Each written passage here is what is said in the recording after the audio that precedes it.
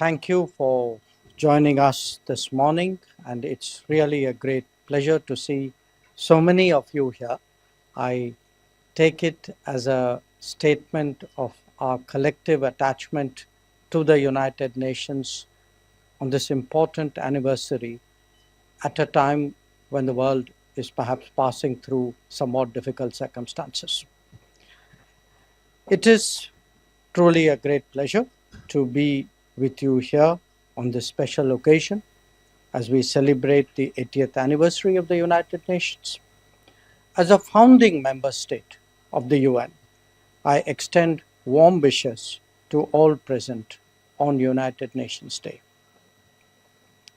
Let me begin by congratulating the Department of Sports, Ministry of Communications, for organizing this very successful open competition on MyGov portal to design the commemorative postage stamp celebrating UN at 80. As we heard from Secretary West, there were more than 740,000 entries which were received from students of classes 9 to 12 across the country and from arts colleges across India. It must have been a very difficult job to select the winning entry, but I also want to say that the stamp that was selected, which was unveiled a little while ago, certainly depicts the need for peace in this era of conflict. Even today, we are regrettably witnessing multiple major conflicts that not only take a great toll on human lives, but impact the well-being of the entire international community. The global south, in particular, has felt this pain, even as the more developed insulated themselves from consequences. An 80th anniversary is a significant milestone for any institution. On UN Day, I would like to reiterate India's commitment to the ideals of peace and security, as well as development and progress. India has always been and will continue to be a strong votary of the United Nations and indeed of multilateralism. Our commitment to global peace and security is reflected, amongst others, in our staunch support for peacekeeping, and I'm very glad that the first day cover captures that particular facet as well. We visualize this as a fundamental obligation of a conscientious member. The energies and resources that we have devoted and the sacrifices that our personnel have made certainly ensure that the world is a better place.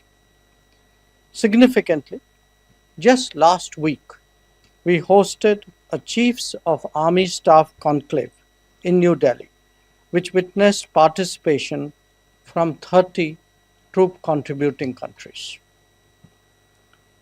That said, we must also recognize that all is not well with the United Nations. Its decision making neither reflects its membership nor addresses global priorities. Its debates have become increasingly polarized and its working visibly gridlocked. Any meaningful reform is obstructed using the reform process itself. Now, financial constraints have emerged as an additional concern. How to sustain the UN even while seeking its reinvention is clearly a major challenge before all of us. Few examples are more telling about the challenges facing the UN than its response to terrorism. When a sitting Security Council member openly protects the very organization that claims responsibility for the barbaric terror attack such as at Pahalgam, what does it do to the credibility of multilateralism?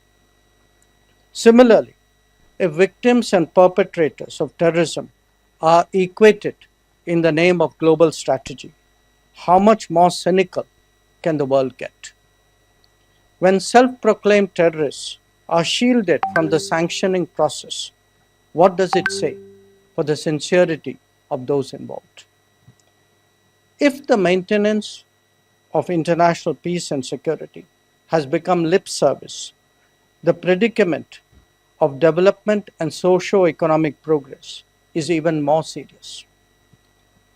The slowing down of the SDG Agenda 2030 is a significant metric to measure the distress of the global south.